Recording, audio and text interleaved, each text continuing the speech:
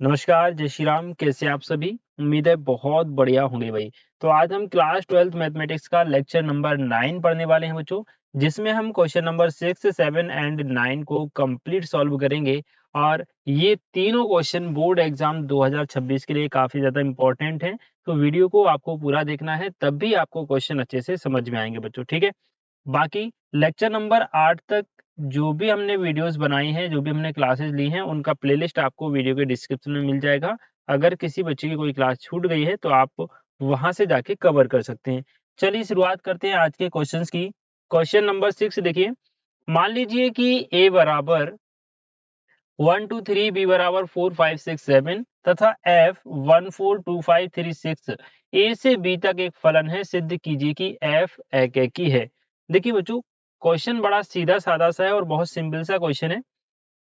देखना बेटा, सबसे पहले आप लिखेंगे दिया क्या क्या है। हमें दो समुच्चय दिए गए हैं। एक समुच्चय हमारे पास 1 2 एंड 3, ठीक है भाई।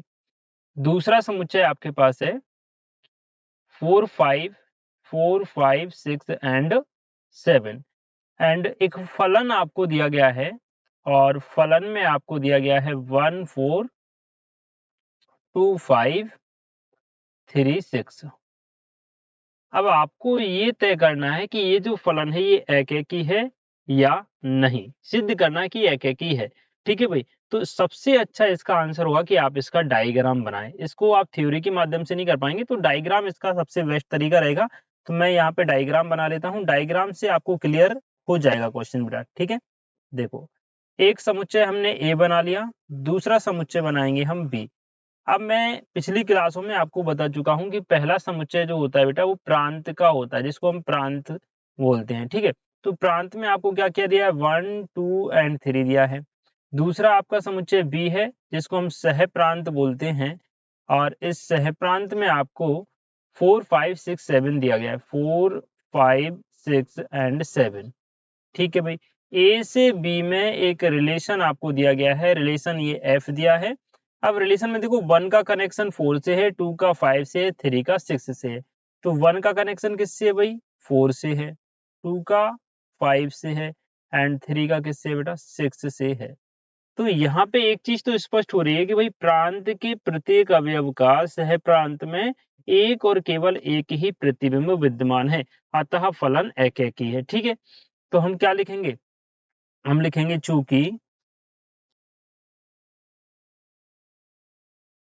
प्रांत के प्रत्येक अवयव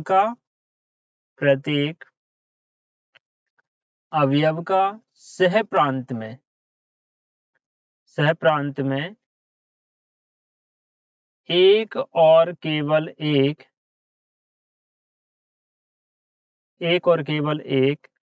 प्रतिबिंब विद्यमान है, अतः फलन एकैकी है। बात समझ गए बच्चों? तो ये आपका क्वेश्चन नंबर 6 यहाँ पर कंप्लीट हो गया। बात करते हैं नेक्स्ट क्वेश्चन की। क्वेश्चन नंबर 7, निम्नलिखित में से प्रत्येक स्थिति में बताइए कि क्या दिए हुए फलन एकैकी आच्छादी अथवा एकैकी आच्छादी हैं। अपने उत्तर का औचित्य भी दीजिए। क्वेश्चन नंबर 7 में आपके पास दो क्वेश्चन है, जिनमें से फर्स्ट हमारे सामने है एफ एक्स बराबर 3 - 4x।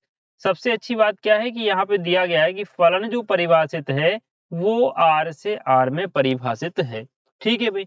अब देखना बेटा, यहाँ पे हम क्या करेंगे? एकैकी की जो हम कंडीशन लिखते हैं ना, उसी से इसको हम सॉल्व करेंगे। एकैकी की कंडीशन क्या होती है?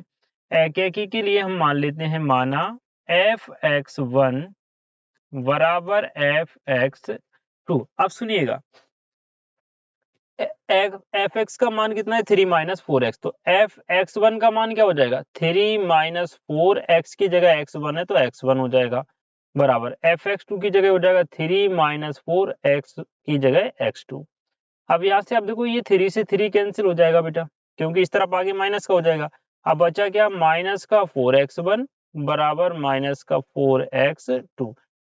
-4 से -4 कट जाएगा, तो x1 बराबर क्या बचा? x2। देखो, fx1 बराबर fx2 हमने माना, इसको सॉल्व करने पे x1 बराबर x2 आ गया, मतलब फलन एकैकी है। अतः फलन एकेकी है। ठीक है भाई। अब आच्छादक के लिए देखते हैं। इसमें डायग्राम बनाना आवश्यक नहीं है, आप चाहे तो बना सकते हैं, बट बिना डायग्राम के भी इसमें काम चल जाएगा भाई। ठीक है। आच्छादी के लिए देखिएगा, आप देखो f(x) का मान आपके पास क्या है बेटा, f(x) का मान है 3 माइनस का 4x। f(x) को हम लिखते हैं y बराबर क्या लिखेंगे, 3 माइनस का 4x। तो यहाँ से आप x का मान निकालिए तो क्या हो जाएगा, y माइनस 3 बराबर माइनस का 4x। माइनस 4x इस तरफ ले आओ बेटा, तो ये प्लस का हो जाएगा, माइनस का 3 इधर आएगा प्लस का हो जाएगा, y इधर आएगा माइनस का हो जाएगा। यहाँ से हम x का मान निकालेंगे तो क्या आ जाएगा, 3 माइनस का y अपॉन 4। अब देखना बेटा, यहाँ पे एक छोटी सी चीज आपको समझनी है, x और y किसको बिलोंग कर रहे हैं, r को। ये प्रांत है और ये सह प्रांत है, तो दोनों r हैं। r का मतलब होता है रियल नंबर्स, वास्तविक संख्या। तो यहाँ पे आप y का कोई भी मान रख दो और उसको 3 में से घटाओ और 4 का भाग दो, तो जो भी संख्या आएगी वो किसको बिलोंग करेगी, r को। यानी जो भी नंबर्स आएगा वो रियल नंबर ही होगा, वास्तविक संख्या ही होगी। तो हम कह सकते हैं अतः अतः फलन आच्छादी है, आच्छादी है। तो क्या हुआ यहाँ पर, फलन एकैकी भी हो गया और आच्छादी भी हो गया। तो हम लिखेंगे इसलिए फलन एकैकी आच्छादी है, इसलिए फलन एकैकी आच्छादी है। मैं उम्मीद करता हूँ बच्चों क्वेश्चन आप लोग समझ गए होंगे। काम आपको क्या करना है बेटा, अगर मेरी वीडियोस आपको अच्छी लगती हैं, मेरे से पढ़ना आपको अच्छा लगता है, तो वीडियो को आपको जो है लाइक जरूर करना बेटा, है ना। क्योंकि इससे हमें काफी ज्यादा मोटिवेशन मिलता है और साथ ही हमें लगता है कि भाई हमारी मेहनत जो है वो सफल हो रही है, तो फिर हम आगे भी आपके लिए अच्छा अच्छा कंटेंट लेके आएंगे। ठीक है। दूसरी चीज, शेयर आप अपने दोस्तों के साथ कर सकते हैं जो आपके क्लासमेट हैं या फिर जो भी आपके साथ में पढ़ते हैं जिनको जरूरत है, तो आप उनके साथ शेयर कर सकते हैं। चलिए, तीसरी चीज, हालाँकि मैं तीसरी चीज़ नहीं, ये पहली चीज़ है कि जो भी अगर आपका कोई डाउट बचता है तो आप मुझे कमेंट सेक्शन में ज़रूर बताएँगे। ठीक है भई? नेक्स्ट क्वेश्चन आपके सामने है, देखना बेटा। ये 7 नंबर का सेकंड पार्ट है। f(x) बराबर दिया है 1 प्लस x वर्ग। तो f(x) बराबर क्या लिखेंगे हम, 1 प्लस x वर्ग द्वारा परिभाषित फलन R है। अब हमारा जो f है, f फॉर फंक्शन, वो R से R में परिभाषित है, यानी वास्तविक संख्याओं से वास्तविक संख्याओं में परिभाषित है। देखना बेटा, एकैकी के लिए क्या करते हैं हम, मान लेंगे f(x1) बराबर f(x2), तो लिखेंगे माना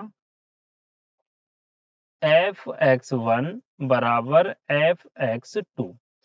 अब यहाँ से आप देखिए f(x) का मान है 1 प्लस एक्स स्क्वायर, तो x की जगह हम x1 का स्क्वायर कर देंगे और यहाँ पर देखो 1 प्लस x2 का स्क्वायर। ठीक है। अब यहाँ देखना, ये 1 से 1 चला जाएगा तो बचा क्या, x1 का वर्ग बराबर x2 का वर्ग। तो x1 बराबर क्या हो जाएगा, प्लस माइनस x2, या हम ये कह सकते हैं कि x1 बराबर x2 नहीं है, अतः फलन एकैकी नहीं है, अतः फलन एकैकी नहीं है। अब यहाँ पर काफी सारे बच्चों के मन में ये सवाल आ रहा होगा कि सर यहाँ स्क्वायर से स्क्वायर हट जाता तो x1 और x2 आपस में बराबर होते, बट मैंने यहाँ ये क्यों लिखा है। अब यहाँ पे क्या हो रहा है बेटा कि ये जो x1 और x2 के जो भी मान आप रखेंगे वो r से रखेंगे, r मतलब रियल नंबर्स में से कोई भी मान रखेंगे। तो यहाँ पे आप देखो, -1 का वर्ग करोगे ना बेटा तो +1 आएगा और +1 का वर्ग करोगे तो कितना आएगा, +1। अब आपके पास क्या दिया है, आपके पास f(x) बराबर 1 प्लस एक्स स्क्वायर दिया है। ठीक है ना। अब सुनिएगा, आपने रखा x1 बराबर -1 और x2 बराबर आपने +1 रख दिया। तो जैसे ही आपने f(x1) निकाला तो क्या आ जाएगा, 1 प्लस -1 का होल स्क्वायर, यानी f(x1) का मान सॉल्व करने पे 2 आ गया। इसी प्रकार से आपने क्या निकाला, f(x2), यहाँ क्या रखोगे, 1 प्लस 1 का स्क्वायर, इसका मान भी कितना आ गया, 2। तो देखो, अब f(x2) का मान भी 2 है, f(x1) का मान भी 2 है, लेकिन x1 और x2 के मान अलग अलग हैं, यानी f(x1) और f(x2) बराबर होने पर भी x1 x2 बराबर नहीं है, अतः फलन एकैकी नहीं है। मैं उम्मीद करता हूँ यहाँ तक की कहानी आपके समझ में आ गई होगी। अब हम देखते हैं ये फंक्शन जो है ये आच्छादक होगा या फिर नहीं। ठीक है भाई। चलिए, तो थोड़ा सा मैं यहाँ जगह बना लूं। देखना बेटा, आच्छादी के लिए देखिए, हेडिंग डालेंगे आज शादी। एक ही तो नहीं है भाई, एफ एक्स का मान अपने पास क्या है बेटा, 1 + x²। इसी को हम लिखेंगे y बराबर 1 + x², या हम ये कह सकते हैं कि भाई x² बराबर y-1, या x बराबर क्या हो जाएगा, √y-1, ये हो जाएगा। अब यहाँ पे कहानी थोड़ी सी गड़बड़ हो गई। क्या गड़बड़ हो गई कि मान लीजिए एग्जाम्पल ले लो, वही y बराबर आपने -2 रख दिया, तो x का मान कितना आएगा, √-2-1, यानी x बराबर √-3 आ गया, जो कि r को बिलोंग नहीं करता है। अंडर रूट के अंदर जब कोई नेगेटिव संख्या आती है तो वो वास्तविक संख्या नहीं होती, वो काल्पनिक संख्या होती है ना। तो x बराबर -√3 r को बिलोंग नहीं कर रहा है, अतः फलन आच्छादी नहीं है। अतः फलन आच्छादी नहीं है। चलिए फटाफट से मुझे कमेंट करके बताइए कि हाँ सर, यहाँ तक की सारी चीजें क्लियर हैं। क्लियर? चलो भाई, ये हो गया हमारा क्वेश्चन नंबर 7 का पार्ट 2। बात करते हैं क्वेश्चन नंबर 9 की। बहुत सिंपल सा क्वेश्चन आपके सामने है। मान लीजिए कि समस्त n बिलोंग्स टू n के लिए, देखो भाई n का मतलब हो गया कोई भी नंबर्स, है ना। n किसको बिलोंग कर रहा है, कैपिटल N, यानी इस वाले n की जगह हम प्राकृत संख्याओं में से कोई संख्या रख सकते हैं। ठीक है, fn बराबर आपको एक फलन दिया है कि n+1/2 यदि n विषम है और n/2 यदि n सम है। द्वारा परिभाषित फलन n to n है। बतलाइए कि क्या फलन एक आच्छादी है। हमें ये चेक करके बताना है कि फलन जो दिया गया है वो एक और आच्छादी है। चलो भाई, बहुत सिंपल सा क्वेश्चन है। देखो बेटा, फंक्शन क्या है, एफ एन बराबर आपको दिया गया है n+1/2। ये आपको कब रखना है, यदि n विषम है। विषम है, ठीक है भाई। दूसरा आपको रखना है n/2। ये कब रखना है, यदि n सम है। ठीक, ये अपने पास एक फंक्शन हो गया। अब यहाँ पे प्रांत भी आपका कैपिटल एन है और सह प्रांत भी कैपिटल एन, यानी नेचुरल नंबर्स हैं। तो इसका हम बढ़िया सा डायग्राम यहाँ पर बना लेते हैं ताकि चीजें आपको क्लियर हो जाएं, है ना। डायग्राम से चीजें अच्छे से समझ में आती हैं। तो मैं चाहता हूँ जो डायग्राम आप बना सकते हैं उसको एग्जाम में भी बना करके आए। जब भी आपका एन डायग्राम हो, यानी फलन एन से एन में परिभाषित हो, तो आपको डायग्राम जरूर बनाना है। ठीक है बेटा, देखो भाई एफ एक्स एफ एन परिभाषित है, लेकिन एफ एन दो प्रकार से परिभाषित है। विषम संख्या रख रहे हैं तो अलग मान रखना होगा और सम संख्या के लिए अलग मान रखना होगा। तो यहाँ एन में हम लिख लेंगे 1 2 3 4 5 6। यहाँ हम लिख लेंगे 1 2 3 4 5 6। अब आप देखना एक के लिए, एक के लिए। अब हर सवाल में हमारे पास एफ एक्स होता था, लेकिन यहाँ पर एफ एन दिया गया है ना। तो देखना बेटा, माना fn1 बराबर fn2, ऐसा मान लो। ठीक है, या सीधी सी बात ऐसा देखो आप, माना स्मॉल n बराबर 1 मान लिया और स्मॉल n2 बराबर क्या मान लिया, 2 मान लिया। ठीक है भाई, अब देखना बेटा fn1 निकालो आप। fn1 का मान क्या आ जाएगा, n1 की जगह आप क्या रख रहे हो, 1, और 1 कैसी है, विषम संख्या। तो किस में रखना होगा आपको, n+1/2 में रखना है, n1 की जगह 1। मेरी बात सुनना बेटा, fn1 का मान आपको निकालना है, तो n+1/2 इसमें आपको n1 बराबर 1 रखना पड़ेगा। तो क्या हो जाएगा, 1 + 1/2 बराबर में कितना आ जाएगा, 1। यानी fn1 का मान कितना आ रहा है बेटा, 1 आ रहा है। मैंने सॉल्व यहाँ कर लिया, ये पूरा रफ वर्क है इतना। बात समझ में आ गई? चलिए इसको हटाता हूँ। अब आप fn2 का मान निकाल लो भाई। fn2 का मान जैसे ही आप निकालेंगे तो n2 का मान कितना है अपने पास, 2, और 2 कैसी संख्या है, सम संख्या है। सम के लिए fn का मान कितना है, n/2। तो यहाँ n की जगह 2 रखो, बटे में 2, 2 से 2 कट के कितना आ गया, 1। यानी fn2 का मान भी कितना आ गया बेटा, 1 आ गया। अब बात समझो बेटा, हो क्या रहा है यहाँ पे, fn1 और fn2 दोनों का मान 1 1 आ गया। लेकिन n1 और n2 का मान 1 और 2 है, यानी अलग अलग। तो हम लिखेंगे चूंकि fn1 बराबर है fn2, लेकिन n1 is not equal to n2, अतः फलन एकैकी नहीं है।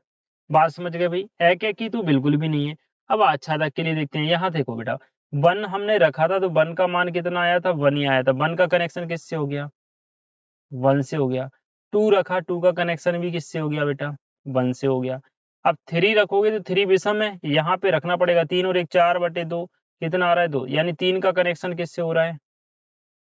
2 से हो रहा है। और यहाँ पे आप रखोगे कितना?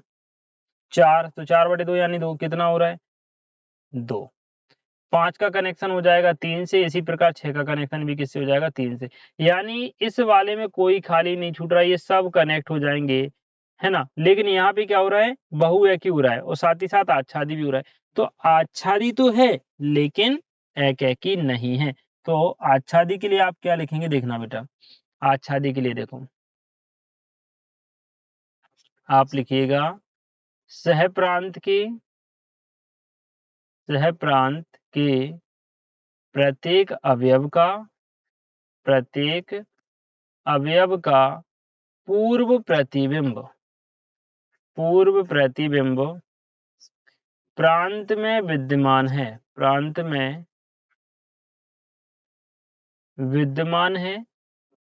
अतः फलन आच्छादी है। ठीक है, इसमें आपको डायग्राम जरूर बनाना है बेटा। ठीक है, हाँ जी, ये डायग्राम जो मैंने बनाया ना, ये आप अच्छे तरीके से थोड़ा और इसको सजा के जरूर आपको बनाना है। ठीक है, ये आपका हो गया बेटा क्वेश्चन नंबर 9, और मुझे पूरी उम्मीद है कि क्वेश्चन आपको समझ में आ गए होंगे। ठीक है, चलिए बच्चों, तो बाकी के क्वेश्चन अगली वीडियो में आपके लिए लेके आएंगे। वीडियो अपलोड होने का जो टाइम है बेटा सुबह 6 बजे, तो सुबह 6 बजे आप लोग जो है तैयार रहा करें। अगर कोई बच्चा नहीं भी देख पाता तो आप उसको बाद में भी देख सकते हैं, लेकिन इसके लिए आपको नोटिफिकेशन ऑन करना पड़ेगा, चैनल सब्सक्राइब करके रखिएगा। ठीक है, तो बाद में भी आप इसको देख सकते हैं। चलिए मिलते हैं नेक्स्ट वीडियो में नेक्स्ट क्वेश्चंस के साथ। तब तक के लिए पढ़ते जरूर है बेटा। जो भी चीजें मैं आपको करा रहा हूँ ना, उनका रिवीजन करते रहे, अदरवाइज आप भूल जाएंगे चीजों को, है ना? रिवीजन सबसे मेन पार्ट होता है। जैसा कि अभी मैंने आपको बताया था कुछ दिन पहले कि अभी जो इस वर्ष के मेरे स्टूडेंट रहे बेटा, बहुत अच्छे-अच्छे नंबर आए हैं। एक बच्चे के तो 100 में से 100 नंबर आए हैं, है ना? दूसरे नंबर पे 98 है, तीसरे नंबर पर 98 है, फिर 97 है, 96 है, 95, मतलब बहुत बढ़िया नंबर इस बार मैथमेटिक्स में आए हैं। और मुझे पूरी उम्मीद है कि आप लोग भी ये वाला स्कोर मुझे करके दिखाओगे, लेकिन मेहनत आपको अभी से करनी होगी। ठीक है? चलिए, good luck all of you. अभी से शुभकामनाएँ आपके लिए, बट डटे रहो, मेहनत करते रहो। मिलते हैं नेक्स्ट वीडियो में नेक्स्ट क्वेश्चन के साथ। जो भी डाउट हो मुझे कमेंट करके आप बता सकते हैं। Good bye all of you, thank you.